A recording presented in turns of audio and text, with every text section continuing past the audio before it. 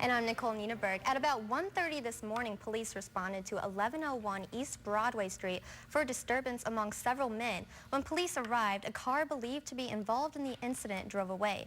Police say they found the car near the intersection of Broadway and Providence. They found the 24-year-old victim inside the car with a knife wound and took him to the hospital. Police say there is no suspect information available just yet.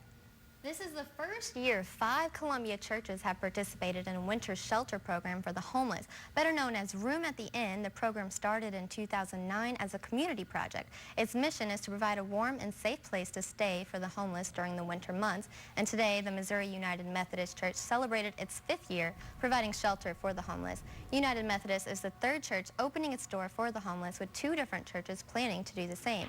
One volunteer was shocked to see all the help Room at the Inn received this year. The City of Columbia asked volunteers to participate in a weekend of service for Martin Luther King Jr. A train hauling a load of coal derailed early this morning in southeast Wisconsin. Just take a look at this aerial video. It created quite the mess. Officials reported no injuries, and Union Pacific says 19 cars went off the tracks. The train had 3 locomotives and 135 cars carrying coal heading from Wyoming to Chicago. And officials finally cleared cars, and I-65 in central Indiana reopened to traffic early this morning. Just take a look. Just last night, the northbound lanes transformed into a parking lot of wrecked cars and trucks. Slippery conditions caused a series of chain reaction crashes. State police say at least 30 vehicles got stuck on the highway. It took more than 8 hours for tow trucks to clear the wrecks, but officials reported no serious injuries. And further north in Elkhart, Indiana, hundreds attended a candlelight vigil in honor of the victims of last week's grocery store shooting.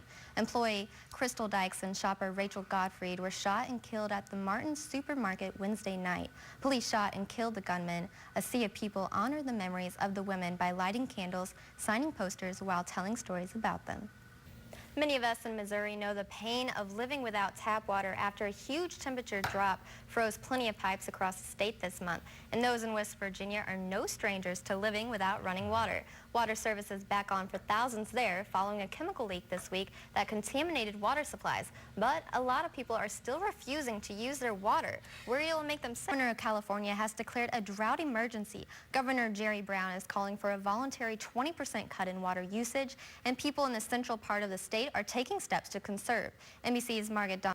So far, the call to reduce water consumption throughout the state is voluntary, but the governor has suggested if the drought continues, those restrictions could become mandatory.